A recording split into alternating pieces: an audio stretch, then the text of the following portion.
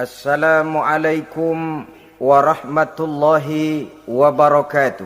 Waalaikumsalam warahmatullahi wabarakatuh. Bismillahirrahmanirrahim. Alhamdulillahi rabbil alamin. Wassalatu wassalamu ala ashrafil anbiya'i wal mursalin, Sayyidina wa maulana Muhammadin wa ala alihi wa ashabihil mujahidin at-tahirin, amma ba'du. Saudara-saudara kaum muslimin rahimakumullah. Pada pertemuan terdahulu kita sudah membicarakan orang-orang yang menjadi teman-teman setan dalam kehidupan di dunia ini. Maka pada pertemuan kali ini kita akan membicarakan tentang siapa yang menjadi musuh-musuh setan di dalam kehidupan. Dengan satu catatan, berbahagialah mereka yang menjadi musuh-musuh setan, tetapi celakalah mereka yang menjadi teman-teman setan. Bagaimanapun juga di dalam kehidupan ini, apabila orang telah memproklamirkan bendera permusuhan kepada kita, maka kita tentu seharusnya bersikap waspada dan mawas diri. Demikian juga iblis dan seluruh bala tentaranya yang terdiri daripada setan-setan. Mereka telah mengibarkan bendera permusuhan kepada Nabi Adam dan anak cucunya, kepada kita umat Rasulullah sallallahu alaihi wasallam. Akan sengsara dan celaka jika kepada iblis dan setan yang telah nyata-nyata mengibarkan bendera permusuhan itu kita mengadakan toleransi, mengadakan kerjasama, dan menjadi budak yang memperturutkan kemauan daripada iblis dan setan.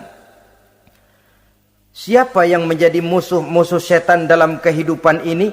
Inilah pertanyaan berikutnya yang diajukan oleh baginda Rasul kepada iblis. Hai iblis, kalau teman-temanmu adalah seperti yang telah engkau jelaskan tadi, sekarang cobalah beritahu saya, siapa di antara umatku yang menjadi musuhmu dalam kehidupan ini? Atas pertanyaan ini iblis laknatullah menjawab, ya Rasul, musuh-musuhku di antara umatmu, pertama anta ya Muhammad. Musuhku yang pertama adalah engkau, wahai Muhammad. Kenapa iblis mencatat Nabi Muhammad sebagai tokoh nomor satu dalam deretan musuh-musuhnya? Mudah difahami. Pertama, keberadaan Rasul merupakan rahmah lil alamin, rahmah bagi lingkungan. Yang kedua, beliau berfungsi menyelamatkan manusia dari tempat yang gelap gulita, dari tempat kesesatan menuju tempat yang terang benderang, penuh berisi petunjuk dan hidayah dari Allah Subhanahu wa taala. Maka menurut iblis, inilah manusia perintang pertama atas segala daya dan usahanya menggelincirkan manusia ke jalan yang dimurkai oleh Allah Subhanahu wa taala.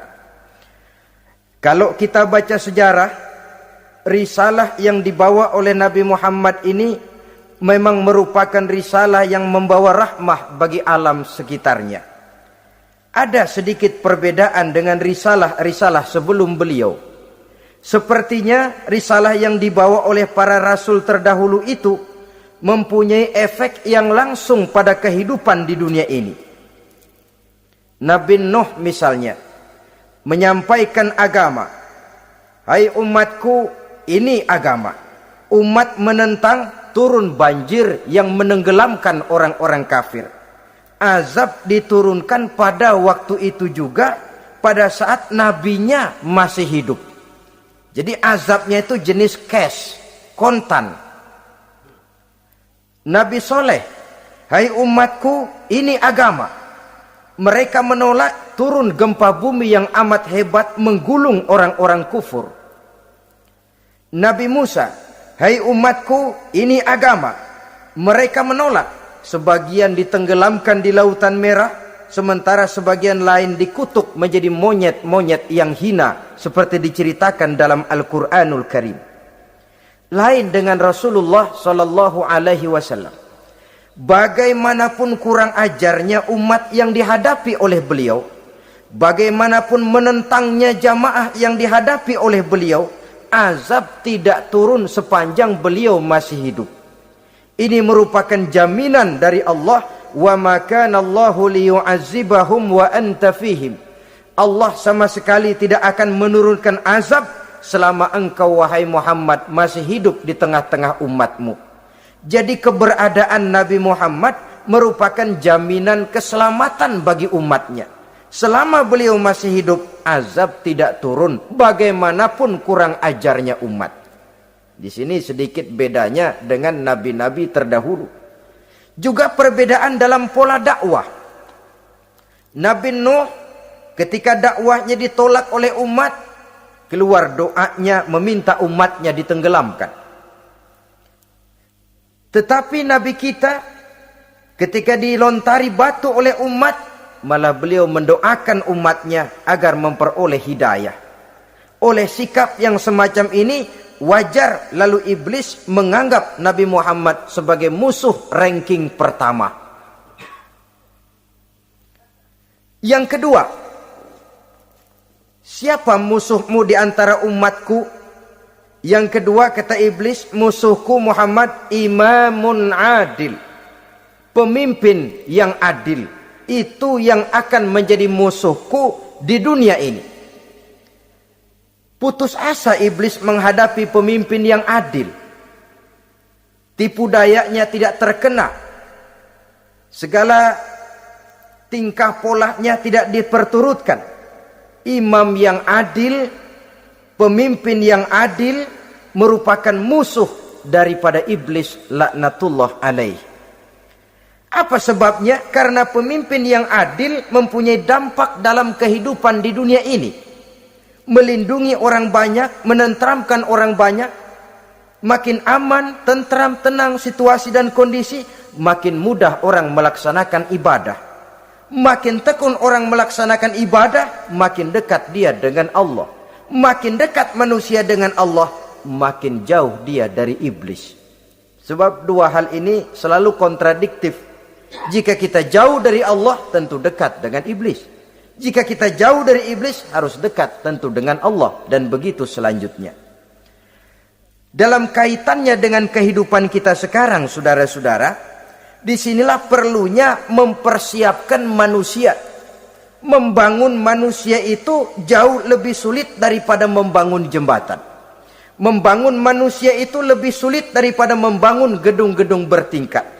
Termasuk membangun dan mempersiapkan calon-calon pemimpin yang adil di masa yang akan datang. Membangun jembatan penting. Tapi lebih penting daripada membangun jembatan adalah membangun manusia yang bikin jembatan. Sebab kalau manusia yang bikin jembatan tidak dibangun lebih dahulu, saya khawatir jembatannya nanti habis dimakan oleh yang bangun jembatan. Mengaspal jalan raya penting. Lebih penting dari mengaspal jalan raya, membangun manusia yang mengaspal jalan itu. Sebab kalau manusia yang mengaspal jalan bermental rusak dan bejat, saya khawatir jalan belum selesai, aspalnya habis dimakan oleh yang ngaspal. Inilah pentingnya membangun manusia pembangunan. Semua tugas-tugas besar, semua pekerjaan-pekerjaan yang baik harus berangkat dari niat yang baik, berangkat dari hati yang bersih. Siapapun adanya kita, apapun profesi kita.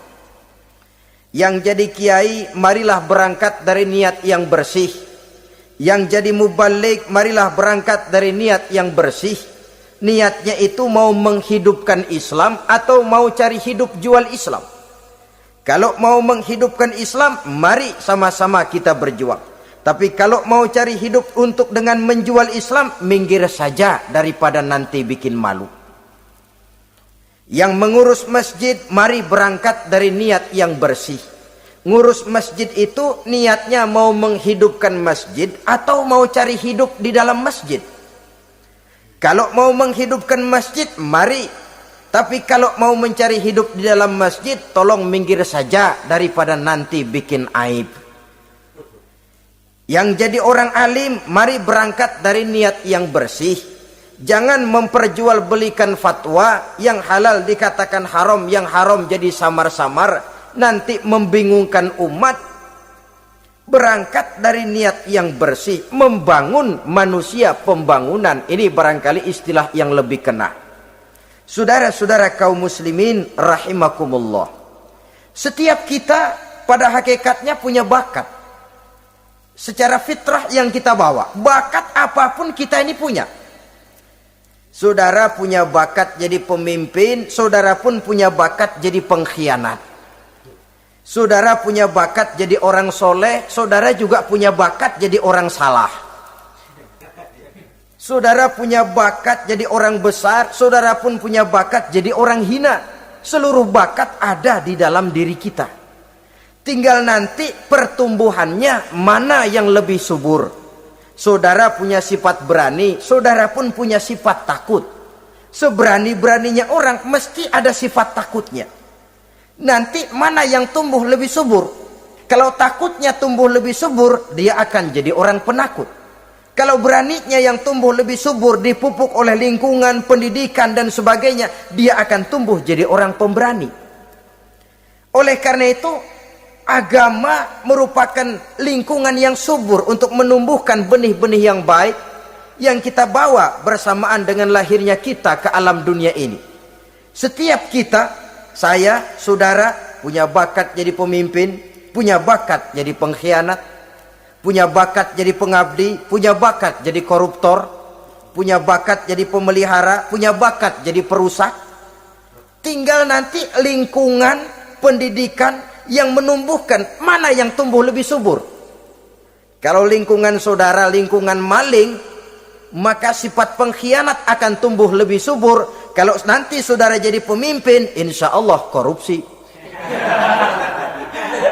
Lingkungan yang menumbuhkan sifat mengabdi, sifat berbuat tanpa pamrih, dikalahkan oleh sifat pengkhianat dan korupsi itu yang dibentuk oleh lingkungan, pendidikan, pengalaman dan sebagainya.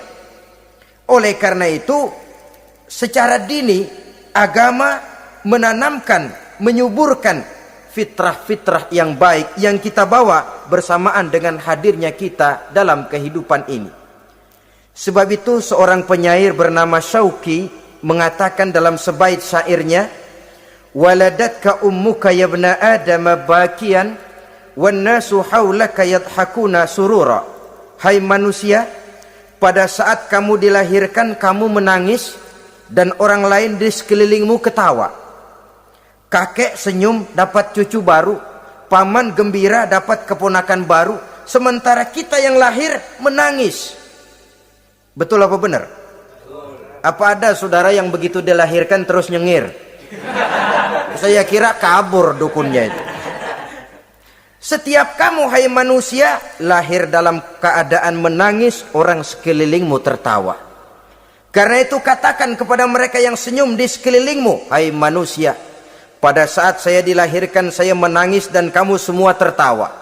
Baik manusia. Tapi nanti pada satu saat harus terjadi kebalikannya. Kalau dikala saya lahir saya menangis dan kau semua senyum, nantilah manusia. Kalau satu saat saya meninggalkan alam dunia ini, saya akan berangkat dengan senyum. Dan kalian semua akan berurai air mata. Kalau perlu dari Sabang sampai Merauke kibar bendera setengah tiang. Kalau perlu. Jangan terbalik, kita mati melotot orang malah gembira. Karena hidup selalu membawa sifat-sifat yang merusak. Inilah orang kedua yang menjadi musuhnya iblis dan beruntung menjadi musuh iblis. Siapa? Imamun adil, pemimpin yang adil. Saudara-saudara kaum muslimin rahimakumullah. Yang ketiga musuh iblis, ghaniyun mutawadhi, orang kaya yang rendah hati, orang kaya yang tidak sombong. Kaya apa saja, baik kaya oleh karena ilmu, orang yang kaya karena ilmu disebut orang alim. Baik kaya karena materi, orang kaya karena materi dinamakan hartawan. Baik kaya karena kedudukan, orang yang kaya karena kedudukan dinamakan pejabat. Orang kaya yang rendah hati itu musuh iblis. Beruntung dia menjadi musuh iblis. Iblis tidak senang ada orang kaya tidak sombong. Tapi iblis paling senang kalau ada orang kaya sombong. Lebih senang lagi iblis kalau ada orang miskin sombong. Masya Allah. Orang kaya sombong, walaupun iblis senang, orang masih bilang pantas saja dia sombong kaya, apaan aja punya. Udah miskin sombong, kira-kira yang disombongin apaan? Dalam segala bentuknya sombong ini Allah tidak senang, tapi iblis senang. Kenapa? Karena sponsor sombong iblis. Kan yang pertama kali sombong iblis toh. Ketika disuruh sujud kepada Nabi Adam, dia nggak mau. Ini kesombongan pertama yang terjadi dalam sejarah. Ketika ditanya, kenapa kau tidak mau sujud iblis? Ah, saya kan dibikin dari api, Adam dari tanah. I am the best. Saya lebih hebat daripada iblis, daripada Adam. Adam baru kemarin dibikin, saya sudah lama. Kata Allah, kamu sombong iblis, ini surga bukan tempat orang sombong. Keluar! Terusir dia dari surga. Jadi kesombongan pertama adalah kesombongan yang dilakukan oleh iblis, dan dia tanamkan itu kepada kita supaya jadi orang sombong. Karena itu sombong ilmu Allah nggak senang, tapi iblis senang. Mentang-mentang ada ilmunya. Nih, satu-satunya ustadz di sini ya. Semua mesti ngaji sama gue. Kalau nggak ngaji sama gue, Islamnya kurang tapi bener. Sombong karena ilmu. Sombong karena pangkat. Mentang-mentang pakai bintang di pundak, jalan pundak duluan. Yang wajar saja hidup ini. Sombong harta pun begitu. Kaum muslimin rahimakumullah. Orang kaya yang rendah hati dimusuhi oleh iblis, tapi dicintai Allah, dicintai Rasul, dicintai malaikat. Caranya bagaimana? Kembali kepada satu kesadaran bahwa pada saat terlahir ke alam dunia ini tidak ada yang pernah kita bawa. Kalau sekarang kita punya rumah, punya kebun, punya kendaraan, punya pabrik, punya segala macam benda, apa itu?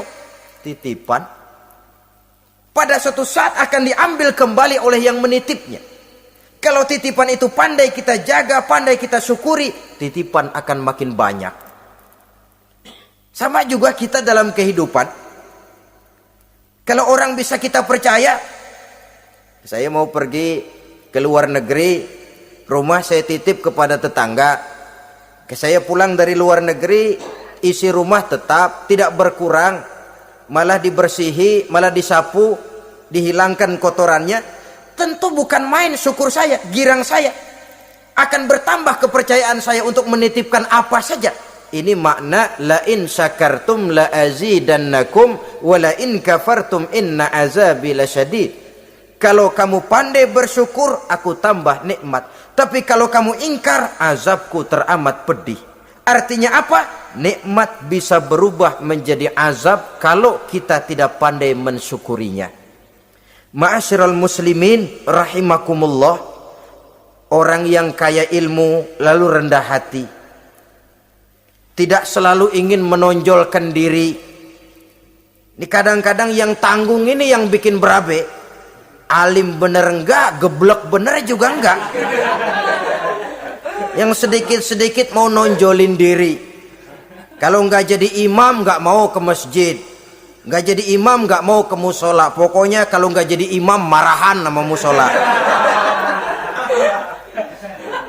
Macam mana? Saudara-saudara kaum muslimin, rendah hati.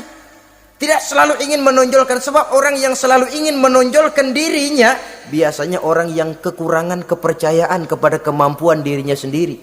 Dia selalu ingin dinomorsatukan. Dia selalu ingin ditempatkan pada ranking teratas. Dia tidak percaya diri. Orang yang percaya diri dapat bersikap wajar dalam kehidupan. Begitu juga kaya karena harta, dengan menyadari bahwa harta bagaimanapun banyaknya titipan dari Allah. Pada suatu saat akan kembali, dia harus dimanfaatkan sesuai dengan kehendak yang menitipnya. Begitu juga kaya oleh karena pangkat, kedudukan, dan jabatan. Pada suatu saat jabatan itu akan hilang dari diri kita. Karenanya sering saya jelaskan bahwa pangkat di dunia ini yang paling tinggi pensiun. Titel yang paling akhir almarhum. Saudara setuju atau tidak, titel itu akan saudara dapat. Bagaimanapun kita cinta kepada pangkat, kedudukan, entah pada akhirnya satu saat akan sampai kepada posisi yang namanya pensiun. Kalau sadarlah kita kepada pemikiran ke arah sana, maka untuk mencapai kekayaan, baik kekayaan harta, kekayaan kedudukan, tidak lalu menghalalkan segala cara untuk mencapai tujuan, tapi dibatasi oleh norma dan kaedah yang harus dia taati, baik kaedah agama maupun kaedah bernegara. Inilah orang ketiga yang menjadi musuhnya iblis, orang kaya yang rendah hati, orang kaya yang tidak sombong. Yang keempat, saudara-saudara, tajirun shadiq, pedagang, pengusaha yang jujur. Iblis gedek betul, benci bukan main sama pengusaha, sama pedagang yang jujur, yang tidak ngurangi timbangan, tidak nipu pembeli, tidak barang yang jelek dibilang bagus, atau yang bagus di atas yang jelek di bawah, atau dicampur yang baik dengan yang jelek supaya kelihatan semuanya jadi baik. Semua orang ingin untung, tidak ada kecuali siapapun orangnya, dan itu wajar. Setiap manusia ingin mendapat keuntungan, kalau perlu dengan modal minimal mencapai keuntungan maksimal, seperti yang diajarkan oleh teori ekonomi. Itu kan yang namanya produktif kan. Satu usaha dinamakan produktif, bagaimana kita mengeluarkan modal minimal bisa mencapai keuntungan maksimal. Silakan. Bahwa manusia ingin untung itu insting, naluri, fitrah. Tidak ada orang yang mau rugi. Tapi cara mencapai keuntungan itu yang membedakan antara seorang muslim dengan yang bukan muslim. Sudah pernah saya sampaikan, apabila kaum pengusaha, para pedagang sudah dijangkiti penyakit yang tidak jujur, yang akan timbul adalah kekacauan ekonomi. Kekacauan ekonomi bisa menimbulkan revolusi sosial, dan revolusi sosial merupakan kiamat satu generasi. Semua kericuhan hampir bermuara dari perut, dan itu ekonomi. Orang nodong perut, orang korupsi perut. Ya walaupun korupsi kalau sudah kelas kakap tidak lagi sekedar urusan perut. Ya perut apa yang diurusin kalau korupsinya miliaran itu? Perut jin barangkali. Saudara-saudara kaum muslimin rahimakumullah. Oleh karena itu, pedagang yang jujur, pengusaha yang jujur, ini merupakan musuh iblis. Iblis tidak senang kalau ada pengusaha yang jujur. Iblis tidak senang kalau ada pedagang yang jujur. Tapi iblis akan tepuk tangan kalau pedagang sudah selingkuh, kalau pengusaha sudah nipu. Ada orang bilang, sekarang mah kalau jujur-jujur bener nggak makan apa-apa dong kita. Sebab katanya jangan lagi nyari yang halal, sekarang ini yang haram aja seret. Rupanya sering masang undian nggak pernah kena. Lalu bilang jangan yang halal, yang haram aja nggak kena-kena katanya. Sebenarnya bukan itu masalahnya, saudara-saudara. Bukan itu masalahnya. Masalahnya ialah bahwa kejujuran membawa keberkahan. Ini kalau kita berpikir dengan kacamata agama. Keberkahan merupakan sumber ketenangan. Dan ketenangan ini tidak bisa dibeli dengan materi yang bagaimanapun banyaknya. Walaupun kita punya percetakan duit, ketenangan itu nggak bisa dibeli. Jangankan cuma punya duit banyak, percetakan duit saudara punya, mau membeli ketenangan yang berasal dari keberkahan, sulit. Jadi kejujuran membawa keberkahan, keberkahan membawa ketenangan. Jangan macam dulu tukang sol sepatu. Ditanya oleh temannya, "Bang, ngesol satu hari dapat berapa?" 200 rupiah. Sembayang enggak? Enggak.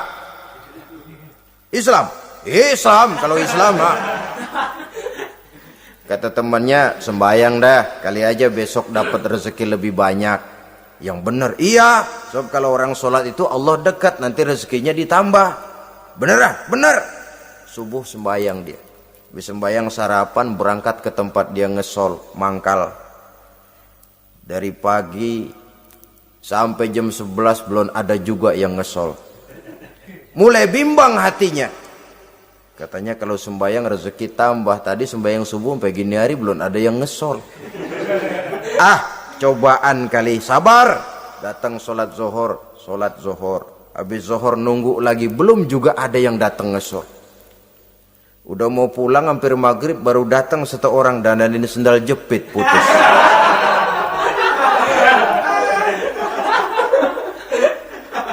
Sudah bayar 25 rupiah, pulang dia si tukang sol ini, ketemu sama temennya yang nyuruh sholat tadi. Ditanya, "Bagaimana penghasilan ini hari?" Apa dijawab? "Gua kapok deh sembahyang."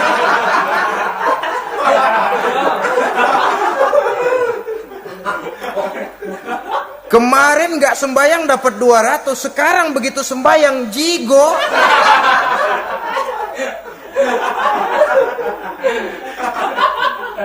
Dia tidak sadar bahwa dari kacamata agama, 25 rupiah yang membawa berkah jauh lebih baik ketimbang 200 uang panas. Dari kacamata agama, 25 rupiah yang membawa berkah lebih baik daripada 200 rupiah tapi panas. Sebab panas menjauhkan kita dari ketenangan. Itulah sebabnya maka pedagang yang jujur, pengusaha yang jujur menjadi musuh setan dan beruntung. Sekarang jadi pengusaha jujur-jujur nggak dapat proyek, Pak. Kalau nggak bisa semur. Padahal agama sudah menjelaskan ar-rashi wal murtashi finnar. Orang yang nyogok dan orang yang disogok dua-duanya neraka. Kenapa? Join termasuk ta'awanu 'alal ismi wal udwan.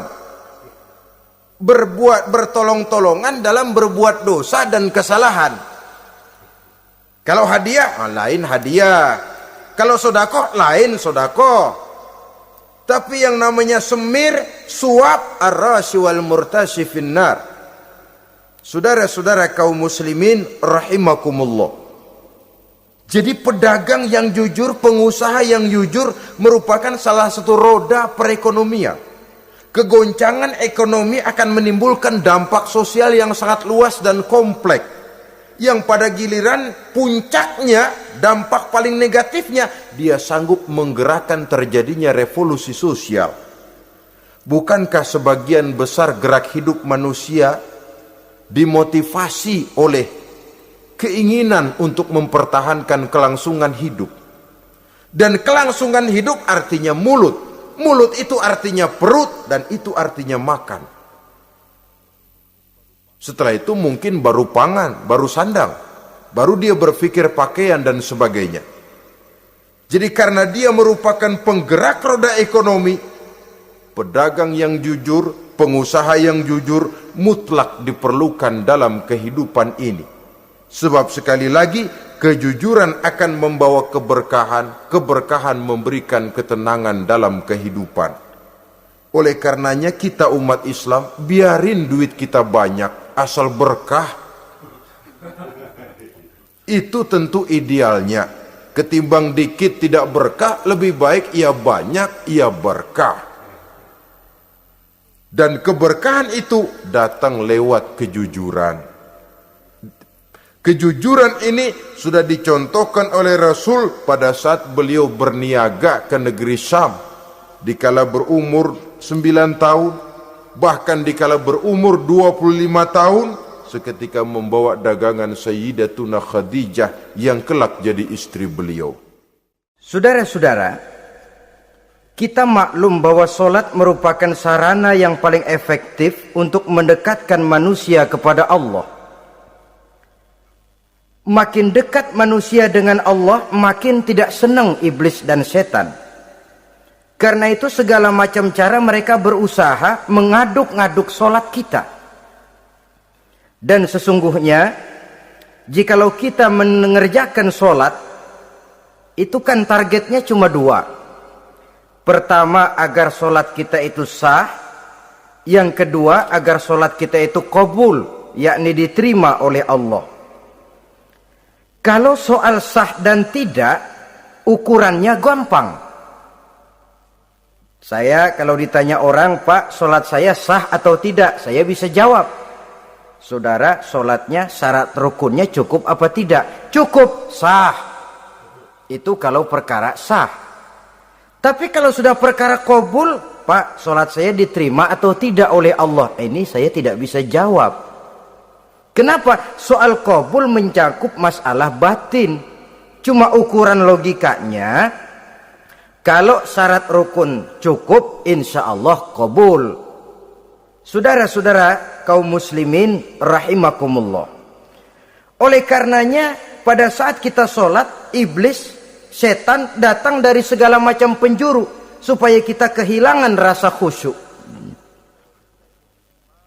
Apalagi kalau kita jadi imam yang gerak kita, bacaan kita dilihat, didengar, disaksikan oleh orang banyak. Digodanya gerakan kita, dibolak-baliknya hati kita, supaya di dalam sholat itu banyak yang kita ingat, hal-hal yang tidak ada hubungannya dengan sholat.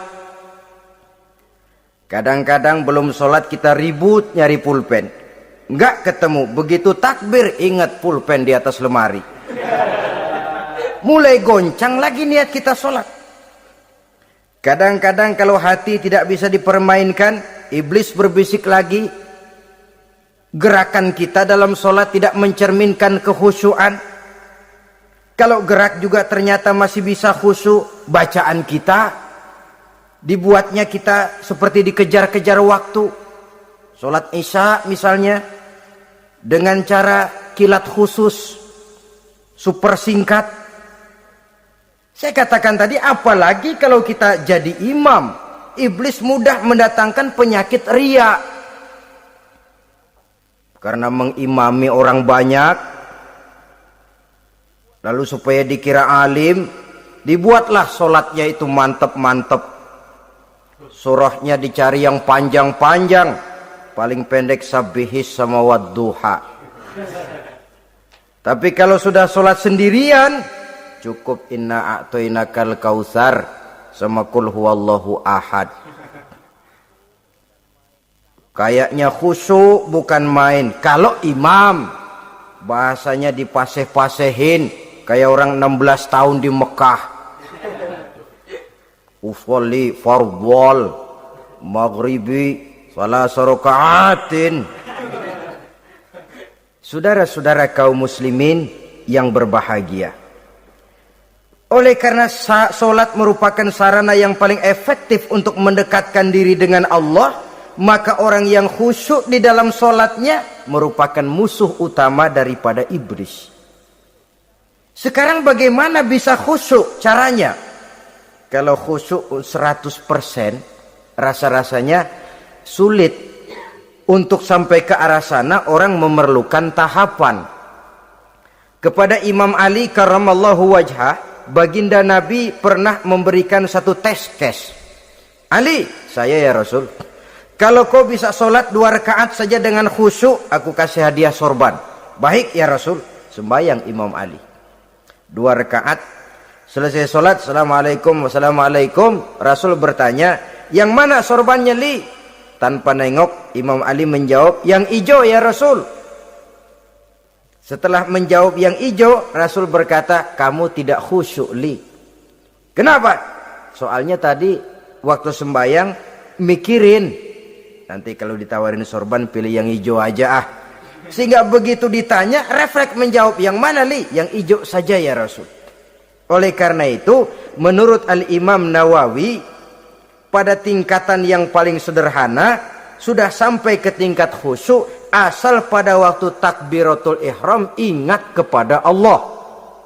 Tapi jangan lupa, itu tangga pertama. Jangan ada fatwa begini lalu aman. Yang penting kan takbirnya ingat Tuhan, belasononya mau kemana kek. Bukan itu. Itu pada tingkatan pertama sudah sah dipandang khusyuk solatnya orang awam, asal pada waktu takbiratul ihram dia ingat kepada Allah. Tetapi harus terus berusaha agar sepanjang solat dia ingat kepada Allah. Caranya bagaimana? Pertama, menanamkan diri bahwa pada saat kita sedang mengerjakan sholat, yang lain tidak ada kecuali Allah. Yang kedua, berusaha memahami apa yang kita baca. Sehingga pada saat kita sujud, subhana rabbiyal a'la wa bihamdi, terbayang kemahasucian Allah, kemahatinggian Allah. Sehingga hati tidak mengembara, mulut berucap, hati mengikuti apa yang diucapkan. Yang kadang-kadang membuat hati kita jalan-jalan, badan di masjid, badan takbir, badan ruku, tapi hati di pasar, hati di kantor, hati di pabrik. Karena yang kita ucapkan tidak berakar di hati. Yang kita baca kita nggak tahu artinya. Sangat boleh jadi hati lalu mengembara kemana-mana. Jadi untuk menopang kekhusyuan ini, cara yang paling efektif, pertama, tidak ada yang lain pada waktu kita sholat kecuali Allah. Yang kedua, berusaha memahami apa yang kita baca. Dikala kita sujud dikala kita duduk di antara dua sujud, Rabbighfirli, ya Allah ampuni dosa saya, warhamni, kasihani saya, dan selanjutnya. Mulut membaca, hati mengikuti. Dengan mengikuti, hati tidak terlalu mengembara, ada tempat dia kembali. Saudara-saudara kaum muslimin rahimakumullah. Itu yang kelima. Yang keenam, yang menjadi musuh iblis, mukminun nasih. Orang mukmin yang suka memberikan nasihat. Orang mukmin yang suka memberikan petunjuk. Termasuk juru-juru dakwah, para muballigh, itu merupakan musuh utama iblis. Kenapa? Tiap hari iblis kampanye. Tiap hari iblis mengajak dengan segala macam cara yang kalau perlu dia berikan kamuflase. Dia berikan fata morgana. Kalau perlu yang haram dia bungkus dengan merek halal. Kalau perlu kejahatan dia bungkus dengan baju kebajikan. Istilahnya racun diberi merek madu. Dan itu wajar. Cuma kita tentu harus punya filter, daya saring positif agar tidak salah pilih. Karena iblis ini pintar betul. Kalau kita khusyuk dalam sholat, dia tanamkan kepada kita misalnya seperti tadi itu. Sholatmu memang hebat, khusyuk. Di kampung ini tidak ada orang yang sholatnya seperti kamu. Tertanam itu dalam hati kita, timbul ujub. Akhirnya, iya, gue lihat-lihat di kampus ini kagak ada yang sembayangi kayak gua. Nah, sudah masuk iblis. Jadi dia pandai mengikuti gerak hati dan irama denyut jantung manusia ini. Kemana kecenderungan manusia, ke situ dia masuk. Pendeknya iblis itu ibarat tukang joget, dia ngerti bener irama kendang. Saudara-saudara kaum muslimin rahimakumullah. Termasuk juru-juru dakwah, para mubaligh, orang yang suka memberikan nasihat ini. Mereka memberikan filter kepada umat, kepada jamaah, jangan sampai salah pilih. Dan iblis menyesatkan kita supaya kita salah pilih. Satu contoh ringan. Kalau di depan saudara ada dua buah gelas, yang segelas isinya jamu, yang segelas sirup. Kira-kira saudara minum yang mana? Jamu. Jamu apa sirup? Jamu. Sirup apa jamu? Orang yang pikirannya panjang, dia pasti minum jamu. Pahit memang, getir memang, tapi besok badan sehat, tenaga kuat, gairah kerja ada, kreativitas timbul, semangat menghadapi kehidupan tumbuh. Orang mukmin orang yang berpandangan jauh ke depan. Pandangannya panjang. Panjang kemana? Tidak cuma ke dunia, sampai juga dia memandang ke alam barzah, ke akhirat. Sholat itu jamu, pahit. Ngaji, hadir di majelis taklim itu jamu, pahit. Sedekah, jamu, pahit. Mengeluarkan uang untuk kepentingan orang lain, enak aja minta sumbangan, datang-datang yang nyari peres keringat banding tulang gue, lu datang-datang mau minta. Yang enak ngumpulin harta lalu bakhil bin pelit alias medit. Itu jamu. Saudara hadirin yang saya muliakan, sedekah jamu pahit, puasa jamu pahit, jihad jamu pahit. Tapi nanti begitu kita meninggalkan dunia, masuk ke alam barzah, apalagi pindah ke akhirat, baru terasa, aduh nikmatnya dulu kemarin itu minum jamu, sekarang badan sehat, tenaga kuat, kerja semangat. Nikmatnya dulu saya waktu di dunia sholat, rajin ngaji, suka sodako, suka menolong orang. Sekarang terasa manfaatnya. Begitu saya berada di alam barzah, apalagi sudah dibangkitkan di padang mahsyar di akhirat nanti, terasa seluruh kebajikan yang saya kerjakan. Nah, orang yang berpikir jangka pendek, cuma ngelihat yang ada di depan hidungnya saja. Ngapain minum jamu getir, sirup nih, manis. Dia minum, dia ambil sirup, minum, manis memang pada waktu minum, tapi besok bibir jontor. Meninggalkan perintah Allah, sirup itu manis. Tidak sholat, manis. Tidak bayar zakat, sirup, manis. Tidak mau puasa, sirup, manis. Manis sekarang. Tapi nanti besok begitu masuk ke alam barzah, begitu dibangkitkan di padang mahsyar di akhirat nanti, merintih kita menahan penyesalan yang sudah tidak ada artinya lagi. Sampai-sampai penduduk mahsyar itu ada yang berkata, diceritakan dalam Quran, ya laitani kuntu turaba. Wahai celaka, kenapa kita nggak jadi tanah saja? Menyesali kejadiannya. Andai kata mereka bisa kembali ke hidup di dunia lagi, mereka akan minta kejadian yang kedua untuk berbuat baik. Tapi tentu sudah penyesalan yang tidak ada gunanya lagi. Maka saudara-saudara, emang cuman jalan duluan kecebur di sumur yang nyesel duluan. Ada orang jalan, yang paling depan kecebur di sumur, itu tuh gue nyesel duluan katanya. Nyesel duluan, yang lain mesti nyeselnya belakangan. Saudara hadirin yang saya muliakan, nah, orang yang suka memberikan nasihat kepada orang lain dimusuhi iblis. Kenapa? Tentu nasihat yang membawa kebaikan. Iblis nggak senang betul itu. Kita nasihatin teman, udah berhenti dah, jangan pada mabok lagi. Iblis gergetan bener. Ini orang dilarang lagi.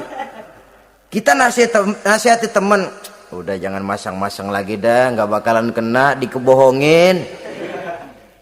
Nggak ada orang jadi kaya masang judi, bangkrut malah loh. Ini kan termasuk tipu daya iblis, judi dinamain sumbangan. Itu sama saja itu, madu, racun mereknya madu. Judi dinamain sumbangan. Di belakang beca pada nyumbang. Kayak orang kaya lagunya.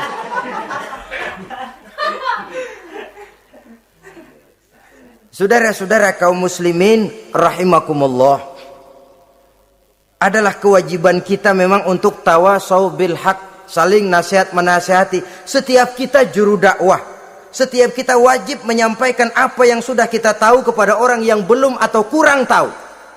Saudara yang bisa bismillah wajib mendakwahkan bismillah itu kepada orang yang belum tahu bismillah. Saudara bisa Fatihah harus menyampaikan itu kepada orang yang belum bisa Fatihah. Persetan dengan orang lain.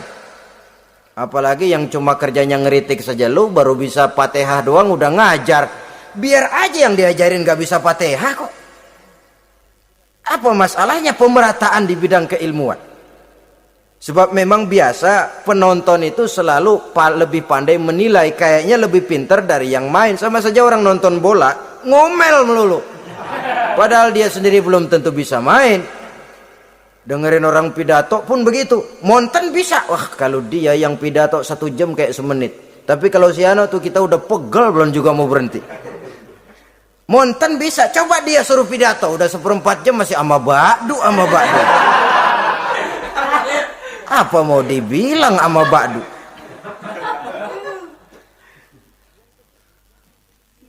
Yang ketujuh, yang menjadi musuhnya iblis, taibun sabitun ala taubatihi, orang yang bertaubat dan tetap di atas taubatnya. Secara jujur, tidak ada manusia yang tidak punya salah. Dan orang yang baik memang bukan orang yang tidak punya salah. Karena tidak ada orang yang tidak punya salah. Orang yang baik adalah orang yang apabila melakukan kesalahan dia segera sadar, dijadikannya itu sebagai pelajaran untuk tidak diulanginya lagi pada masa yang akan datang. Biasanya kita menghakimi orang pintar, kita nggak merasa bahwa kita juga punya kesalahan. Kalau kita ngelihat maling ayam kita teriak, padahal kita nyolong kambing. Lebih besar dari si maling ayam. Merasa diri lebih benar dari yang lain, padahal kita lebih kotor dan lebih jelek. Hilang sifat introspeksinya. Yang kita musuhi, yang kita caci maki, tahu-tahu kita sendiri yang melakukannya. Saudara-saudara kaum muslimin, orang yang bertaubat dan tetap dalam taubatnya stabil, itu musuh iblis. Apa ada orang yang taubatnya nggak tetap? Ada. Yang istilah kita taubat sambal namanya. Kalau dia makan sambal kepedesan, taubat makan sambal. Besok mau makan kagak ada sambal, ngomel. Mana sambal? Kemarin udah taubat. Sekarang mana sambal? Ini taubat yang namanya taubat sambal. Istighfar, habis istighfar nyolong lagi. Istighfar lagi. Besok nyolong lagi, istighfar lagi. Itu taubat yang tidak tetap namanya. Allah Maha Pengasih dan Penyayang dengan segala kebesarannya. Ia akan memaafkan segala perbuatan yang bersifat salah dari hamba-hambanya. Cuma manusia kadang-kadang yang tidak mau memaafkan dirinya sendiri. Amat dungu manusia macam ini. Membiarkan dirinya hanyut berlarut dalam lembah dosa. Sementara dia diberikan umur, tidak digunakannya untuk bertaubat. Innallaha yaqbalu taubatal abdi ma lam yugharghir. Allah senantiasa akan menerima taubat seorang hamba sepanjang nafasnya belum sampai di tenggorokan. Kalau nafas sudah sampai di tenggorokan baru berniat taubat, kasib terlambat. Kayak Fir'aun. Fir'aun itu begitu ditenggelamkan di lautan merah, udah cengap-cengap mau mampus, baru ngomong dalam sekaratnya, amantu bi Rabbi Musa wa Harun. Kalau begini mah saya juga percaya sama Tuhannya Musa. Udah sekarat baru mau taubat, malaikat maut gemes banget dilelepin, mati.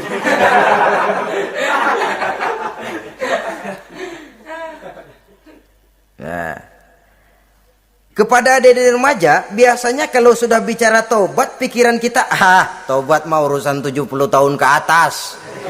Kita masih lama ini. Sebenarnya tidak. Masalah taubat adalah masalah salah dan dosa. Masalah salah dan dosa adalah masalah manusia. Sejak dia akil balik sampai ajal datang berenggut nyawa. Hidup ini tidak selalu berjalan mulus. Hidup ini tidak selalu berjalan di atas kertas putih. Kadang kita tersilap, kadang kita tersalah. Kadang situasi dan kondisi menyebabkan kita berbuat lain dari yang seharusnya. Itu kehidupan. Silih berganti. Oleh karenanya pesan Nabi, wa'at bi'is sayyi'atal hasanah. Perbuatan salah ikuti dengan kebajikan. Dosa iringi dengan taubat. Jangan nunggu. Saya untuk taubat takut nanti bikin lagi. Nah, ini namanya punya harapan mau bikin lagi. Nanti aja dah kalau tua-tuaan. Saudara, kalau dosa itu ditumpuk, Itu sama saja kotoran yang menodai hati. Kalau kotoran nggak rajin kita bersihin, dia akan berkarat. Dan kalau sudah berkarat, sudah sulit untuk dibersihkan. Itu makna ungkapan Imamul Ghazali, hati manusia sebening kaca. Lapisan dosa yang dia kerjakan adalah debu yang menutupi jernihnya kaca. Orang yang bersih dari dosa, dekat dengan Allah, hatinya jernih seperti kaca. Dari hati yang jernih, radarnya kontak kepada Allah. Sinyalnya nyambung channelnya itu. Getarannya hebat. Wajar kalau lalu dia bisa tahu apa yang besok akan terjadi. Diberitahu oleh Allah. Yang namanya ilmu laduni itu. Ilmu yang ditransfer langsung oleh Allah. Karena kebersihan hatinya. Mana ada orang gak belajar bisa pinter. Iya, kalau hatinya butek emang gak ada. Tapi kalau Allah mau berberangkat dari hati yang bersih, yang kontaknya nyambung kepada Allah, hati itu seperti kaca, kata Imam Ghazali. Dosa yang kita lakukan adalah debu.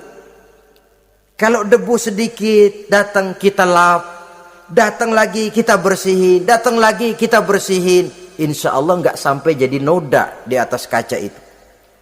Tapi kalau nunggu debu itu sampai bertumpuk, besok aja ngelapnya dah, besok aja ngebersihinnya, bertumpuk dia, sulit membersihkannya. Walaupun kena, nodanya tentu tertinggal di atas kaca itu. Karena itu dalam kehidupan remaja misalnya, pemuda misalnya, kita tidak bisa menolak mode, tidak bisa menolak musim. Modenya disco, modenya breakdance, modenya joget, modenya jaipongan. Mode pada waktunya habis, ya habis. Tapi bagaimanapun dia akan punya dampak, memberikan bekas dalam membentuk kepribadian. Dan ini efek yang tidak kita inginkan. Efeknya, bukan modenya itu. Jadi oleh karenanya saudara-saudara, masalah taubat bukan masalah 70 tahun ke atas, tapi masalah manusia sejak dia akil balik sampai ajal datang merenggut nyawa. Sepanjang nafas belum sampai di kerongkongan, Allah akan menerima taubat seorang hamba. Bahkan dalam hadis qudsi Allah menyatakan, "Lau amiltumul khotoya hatta mala'atis sama' thumma nadimtum fataballahu alaikum." Kalaupun kamu berbuat dosa sampai penuh langit dengan dosamu, kemudian kamu bertaubat dan menyesal, Allah pasti akan menerima taubatmu. Jadi orang yang taubat dengan sebenarnya dan tetap dalam taubatnya itu musuh iblis. Tapi orang yang taubatnya angin-anginan, iblis demen banget. Hari sembahyang, besok mabok, besoknya lagi nyolong, besoknya lagi zina, besok taubat lagi. Kata iblis, surak, iya lu gocet dah Tuhan.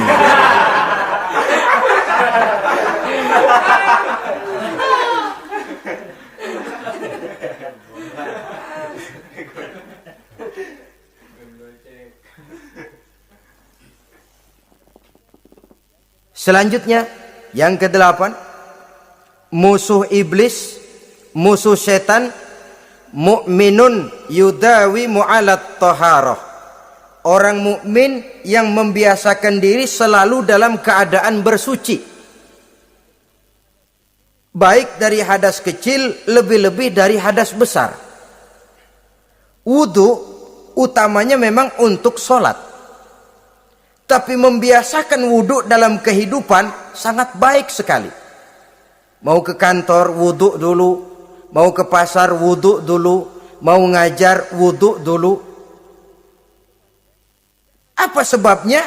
Karena dalam keadaan suci, orang ada sikap memelihara kesuciannya. Kalau kita naik PPD pagi-pagi gelantungan, kalau punya wudu, hati-hati kesenggol perempuan juga sayang sama wudu. Tapi kalau nggak punya wudu, jangan kesenggol, kita nyeruduk. Ada semacam sikap apik di dalam kehidupan ini. Karena itu biasakan wudu. Untuk menjaga kebersihan diri, kebersihan zahir, kebersihan batin, belum lagi kemanfaatan di akhirat. Sebab kata Nabi, inna ummati ya'tuna yaumal qiyamah ghurran muhajjalin min asharil wudu. Umatku di akhirat nanti akan datang menghadap Allah dengan muka berseri-seri, bersinar-sinar dari sebab sering wudu. Sehingga tidak usah mengaku pun Rasul akan memanggil karena muka yang sering tersentuh air wudu ini.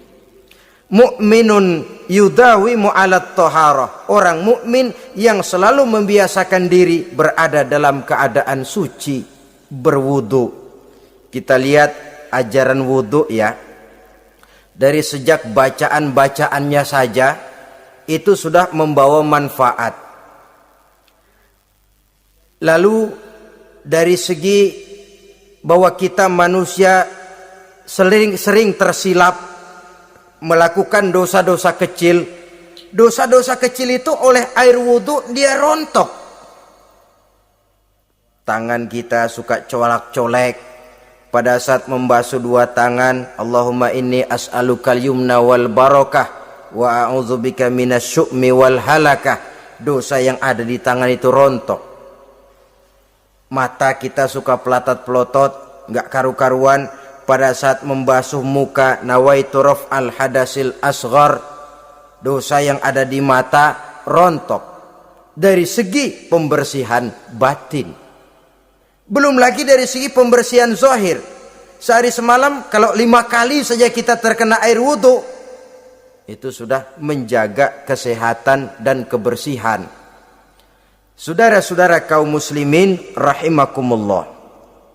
Yang ke-9, orang yang menjadi musuh iblis yaitu mutawarra'un anil haram. Orang yang memelihara diri dari yang diharamkan oleh Allah. Terpelihara dirinya, terpelihara yang dimakannya, yang diminumnya dari jenis-jenis yang haram, baik sedikit maupun banyak. Jangan cuma teriak haram waktu sedikit, tapi giliran banyak halal. Sama saja orang dikasih tahu, itu ada cerita anak-anak, Pak Haji punya anak main judi, dikasih tahu, Pak anak bapak main judi, astagfirullah katanya. Tapi menang Pak, alhamdulillah.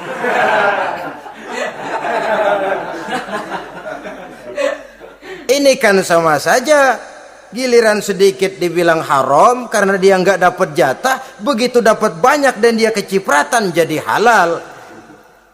Yang sedikit halal haram, banyaknya pun juga haram. Yang banyaknya haram, sedikitnya juga haram. Ada orang bilang minuman keras kalau nggak mabokkan nggak haram. Yang memabokkan banyaknya, sedikitnya tetap saja haram. Ma askaro kasiruhu faqaliluhu haramun. Apa yang banyak menyebabkan jadi mabuk, sedikitnya pun juga haram.